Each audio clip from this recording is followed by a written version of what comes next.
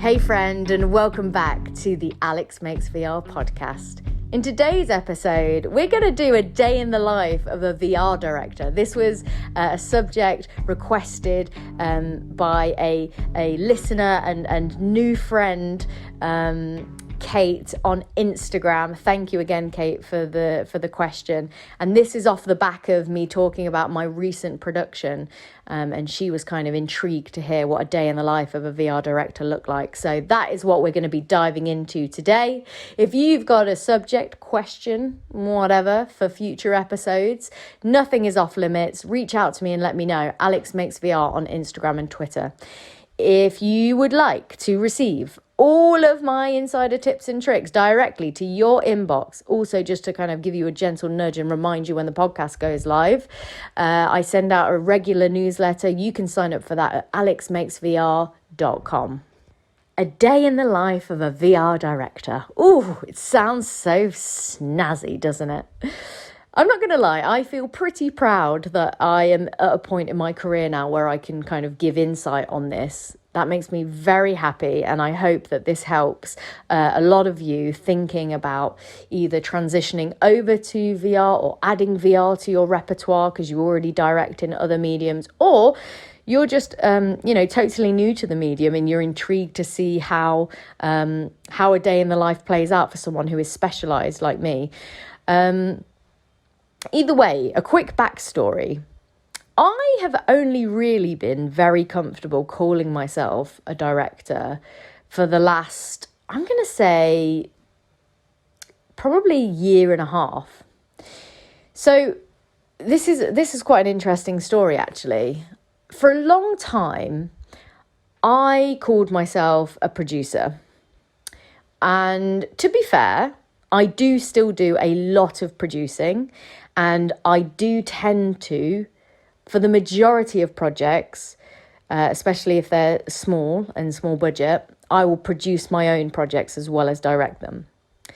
But it was only really when I was having a conversation with a friend of mine, a fellow VR director, Mary Matheson. Shout out Mary. She is brilliant. If you don't follow her, go and check her out on all the social medias. If you just search Mary Matheson VR, I'm sure she'll come up. But she was the director behind Google's The Female Planet, which was a 360 series that was put out on YouTube. She's done loads of really cool stuff, and she's just a genuinely brilliant human being, really.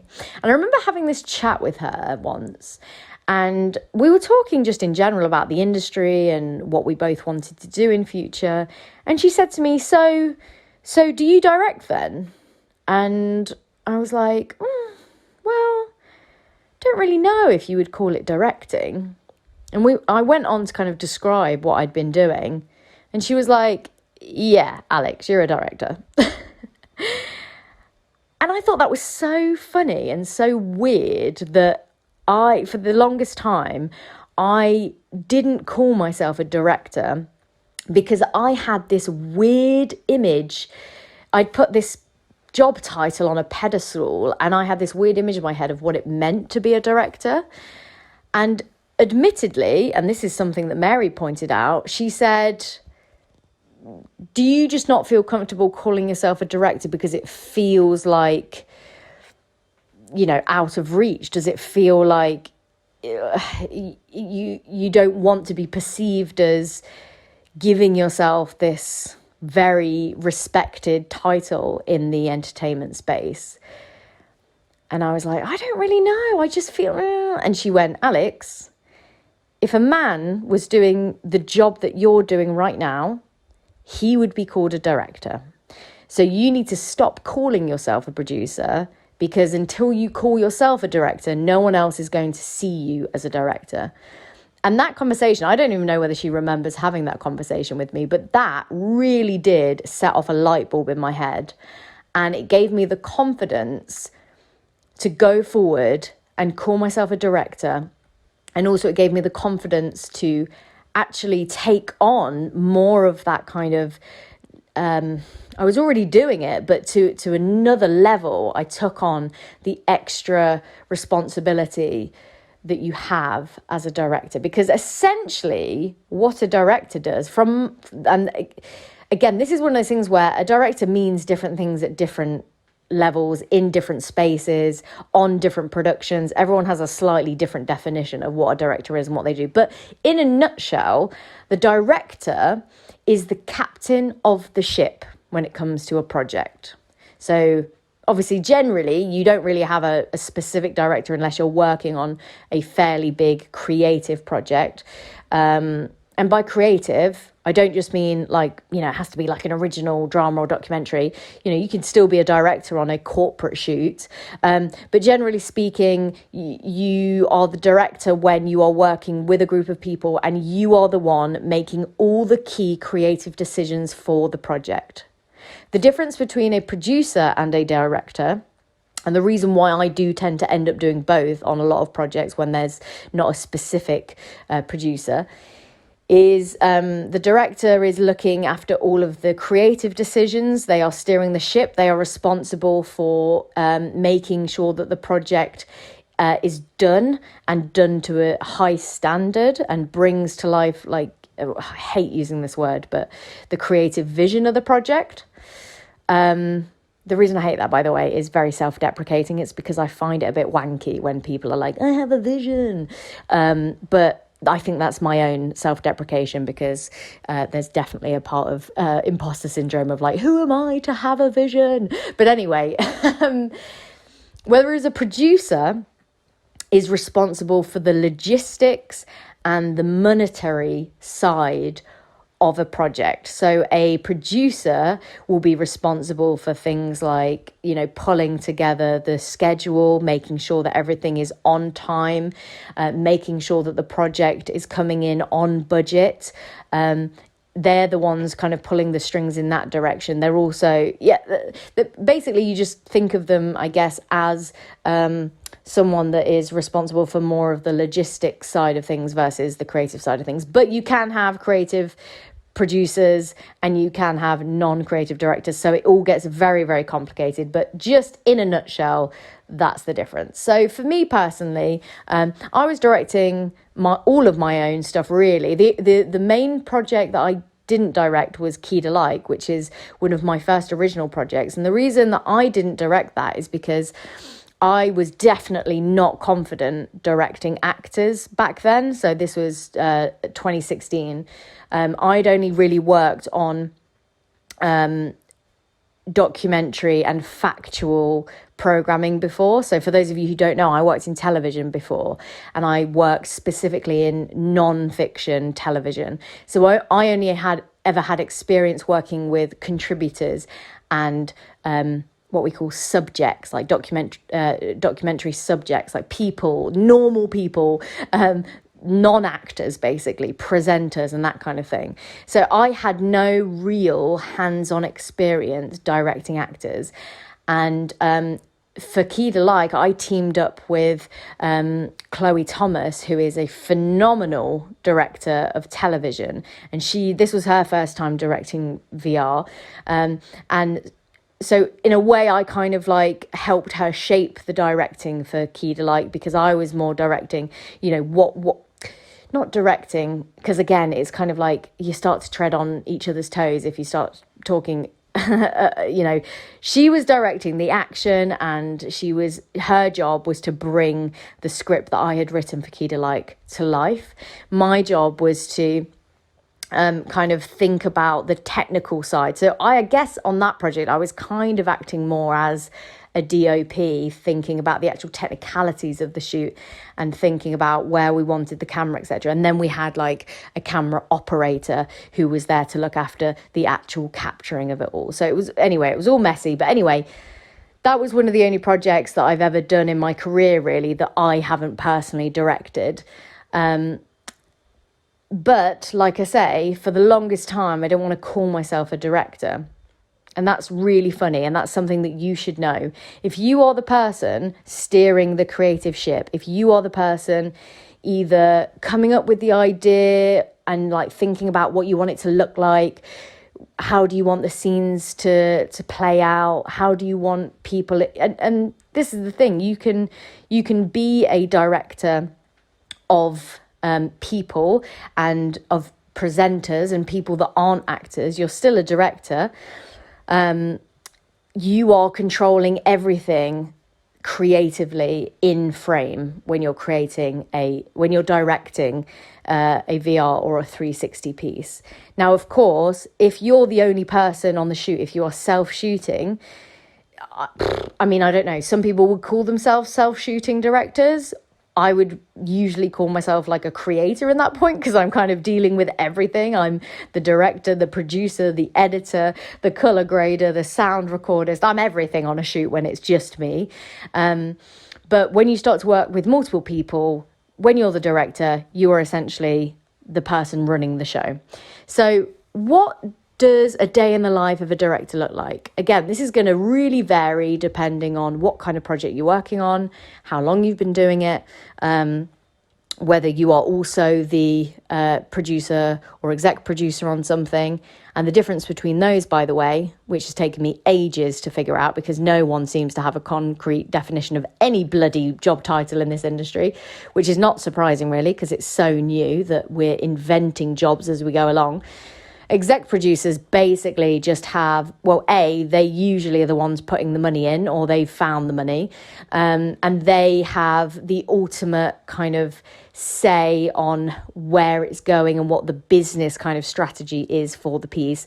They're very hands-off usually when it comes to the creative side. They are not in the weeds doing things like schedules or call sheets or anything like that. They are purely there usually either to liaise with the client and to oversee the project, or usually they're the ones that have found the money for it, and so they have they have a little bit of say on the bigger creative decisions, as in, so for example, a director will set what actually happens in a scene and what the actors are doing and that kind of thing. But ultimately, if the piece was commissioned to be a seated 3DOF experience, and that's what they've put money in, you as the director can't make the decision to make it a 6DOF room scale interactive experience, because again, that's not what's been assigned. So if you think about it,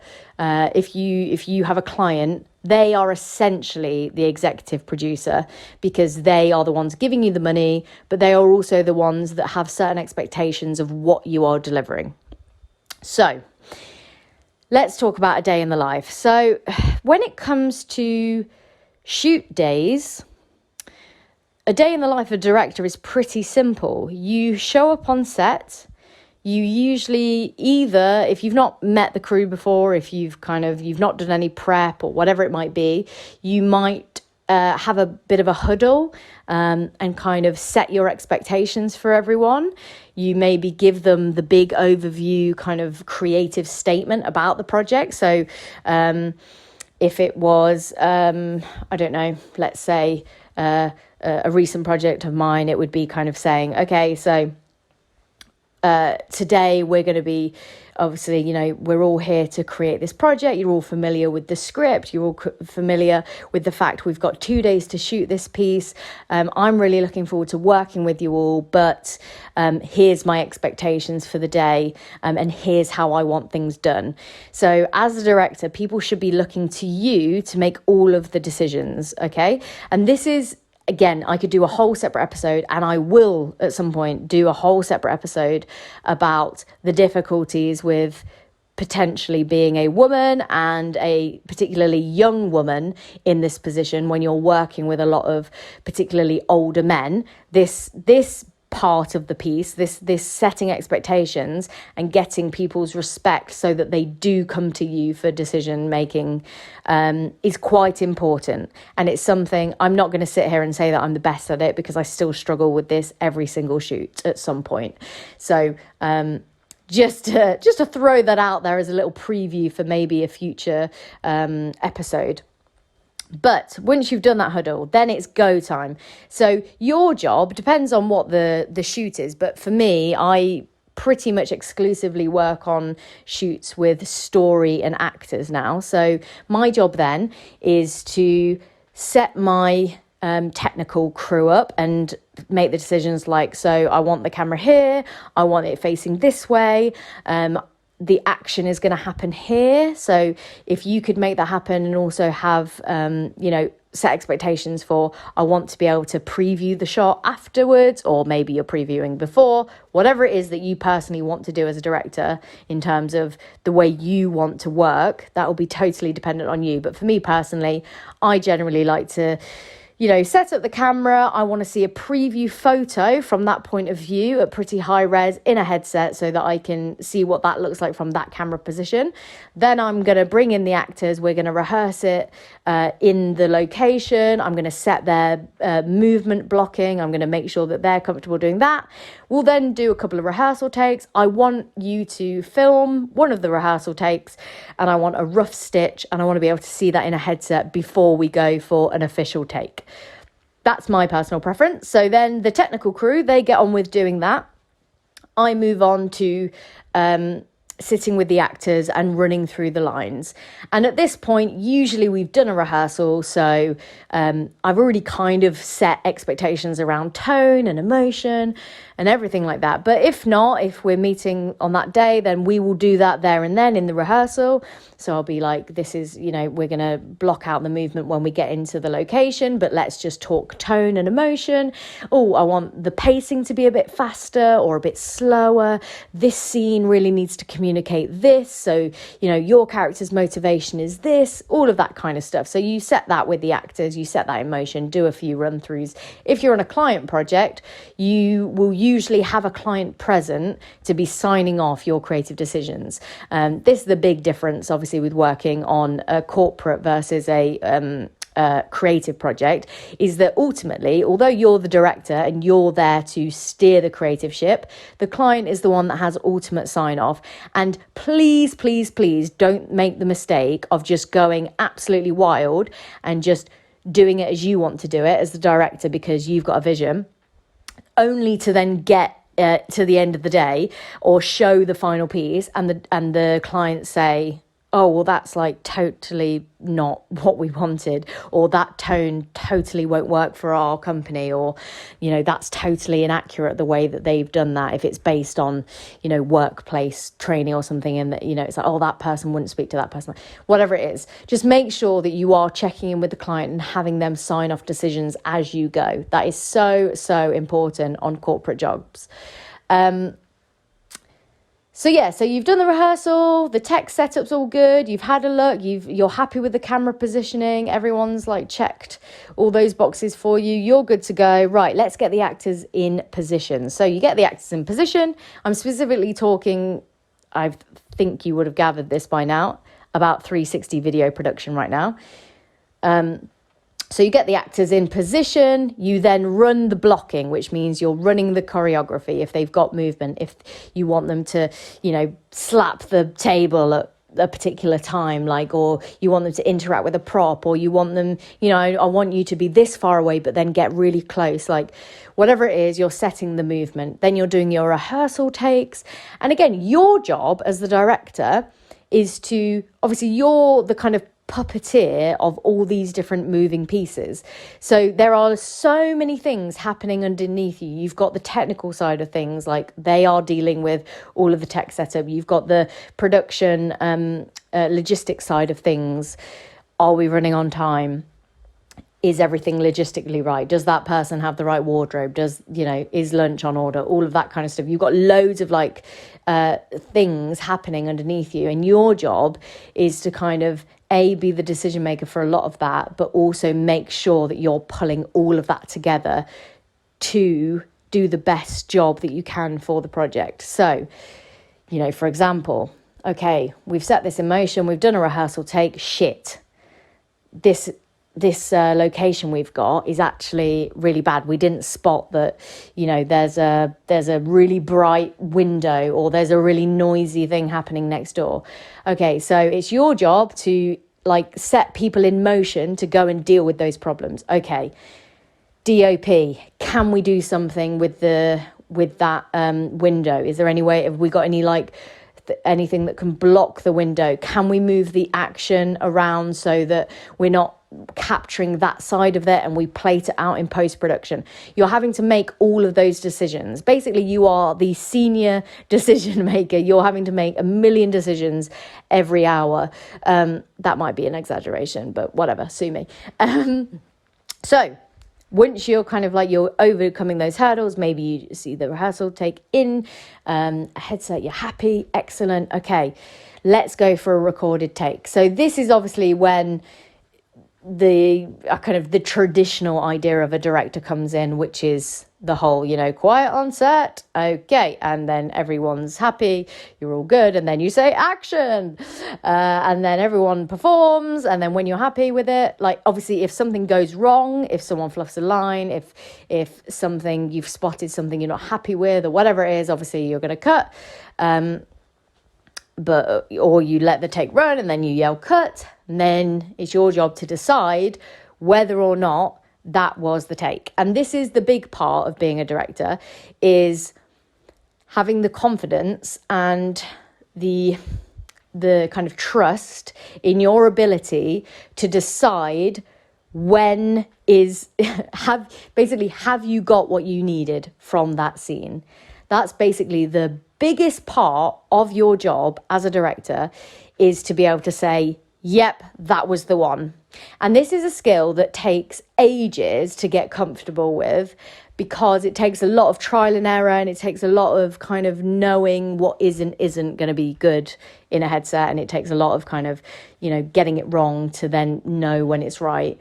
But certain amount of it is just actually trusting in your instincts. And this is something that I was terrible at for a long time. And this is probably the number one reason why I wouldn't call myself a director until very recently. It's because I didn't trust my own instincts when it came to knowing that we had got the shot.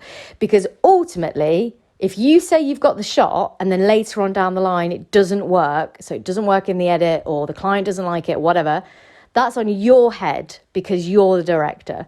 So really what it comes down to is the fact that you're taking on a lot of risk, because ultimately the book ends with you. You are the last line of defense. There are lots of other people that should be doing their job right, but ultimately if something goes wrong, it's your fault because you're the director, you are the head of the ship. In terms of every project being its own mini company, you are the CEO, so everything is your fault. If it goes wrong, it's also your, your accolade or whatever. You get a lot of the credit if it goes right, whereas often, obviously, it's always a team effort. So this is the big thing. So hang on, let me finish that thought, because there's so many things to talk about. That's the general overview of what my job looks like a day in the life of a director. That is the idea of like one scene. And then obviously once you're happy with a scene, you say, great, let's move on to the next scene. And then you just work your way through until you finish the whole thing. That is generally speaking how my day looks as a director on set. But going back to what I was going to say earlier before I finished that thought, this is obviously a totally subjective way of working, because every director is going to have their own way of working, their own process, their own workflow, their own way of how they like to do things. I personally like, especially on a 360 video shoot, I like personally to set the tech team up and know what we're going to do with that before I start rehearsing with the actors.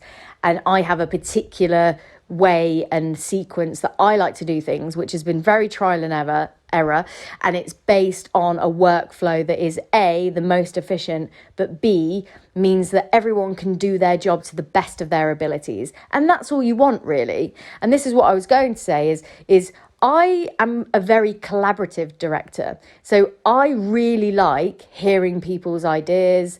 I like hearing other people's opinions. I also know that my team, when I work with a crew, are the best at their jobs, and I'm not going to pretend like I know the ins and outs of their job.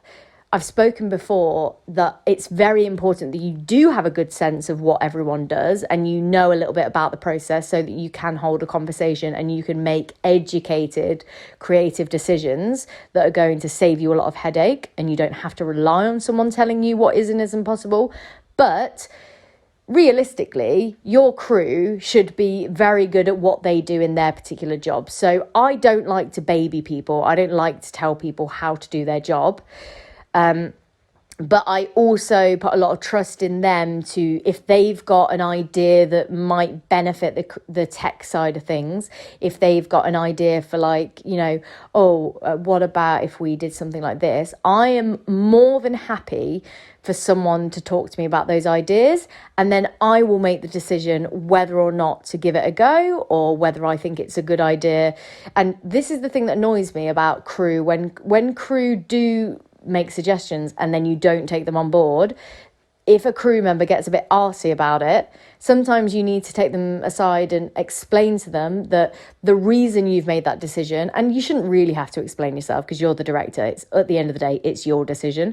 But I would always explain that, the decision I'm making is not just a creative decision. I, in the back of my head, have all of the things that are in the balance when making a decision. So, for example, if someone comes to me with a great idea, but in my head, I know, well, that won't work because, the delivery format for this is going to be XYZ. I know that the kind of like audience that are going to be seeing this are going to be XYZ, so that wouldn't work for them. Or even something as simple as, I know that we are running tight and we've got another scene where an actor is less confident at remembering their lines, and we need more time on that scene than this one. So I might turn down an idea for that reason. It's not always like, if I had all the time in the world and all the budget in the world, I would try everything, because I feel like in our medium we need to be open and collaborative to working on other people's ideas and trying everything to see what works. But often is the case that you have to make those decisions based on everything else that is hanging in the balance. But having said that, I am a really collaborative director. The thing that does annoy me, and now I just feel like I'm just going on a bit of a personal rant, but the thing that does annoy me slightly is when people will try and make those decisions and they will try and talk directly to the actors, or they will try and talk directly to the client, or whatever it might be, and they will overstep the line. As the director, every decision should come through you. You are the decision maker on set. Even if the client is there and they're the ones paying for it, you are the only person that should be talking to that client, unless you've put someone else in charge of it. But you're the only one making decisions. So if you are a crew member on another director's set, if you've got an idea, if you've got a question, if you've got something that needs a decision being made on something, you go to the director. You do not overstep them or go above them or go directly to a actor and tell them your idea, whatever it is. You should always go through the director, and that can be sometimes where things get a little messy in terms of being a collaborative director, because sometimes when you work, I've worked on sets where the director is an absolute dickhead, but no one would overstep the mark with them, because you would know that you'd be in for a real bollocking if you did. So you instantly knew, I'm not going to try anything, because I just know that could be a recipe for disaster and I could get fired. So the only slight thing, if you are going to be a more open, collaborative, kind of, I would say, fun director, you do sometimes need to have to re-establish those parameters with people that you work with, because sometimes when people can confuse collaborativeness with kind of, I don't even know what the word is, but it kind of can sometimes feel like people have a bit more control than they actually do, because ultimately, as the director, it's your project. So yeah, those are my thoughts on that. Obviously, this episode is already 30 minutes long, so I'm going to stop talking now. But this was purely just a kind of day in the life of being a director on set. Obviously, there's loads that goes before the shooting day that we could talk about. And if you enjoyed this episode, let me know, and I'll be more than happy to share details about, what a day in the life of a director looks like in pre-production, in post-production. What are some of the decisions you have to make before you even go into the production? How do you handle, difficult situations on set? Like any kind of questions that you've got, please do feel free to reach out and ask, because I'm an open book and I love talking about this stuff and can clearly talk for England. So I'm going to sign this episode off here. But if you enjoyed this and you got value from it, please, it would mean the world to me if you shared the podcast with just one person that you think would get a lot of value from it, or take a screenshot of the podcast right now and share it on Instagram or Twitter or LinkedIn or wherever you're hanging out. Just to get the word out would really mean the world to me, especially if you're getting some value from this. If you've got a subject or a topic or anything you want me to cover in future, please reach out to me, Alex Makes VR on Instagram and Twitter. And that's it for today, guys. Have a wonderful day wherever you are in the world, and I will speak to you again very soon.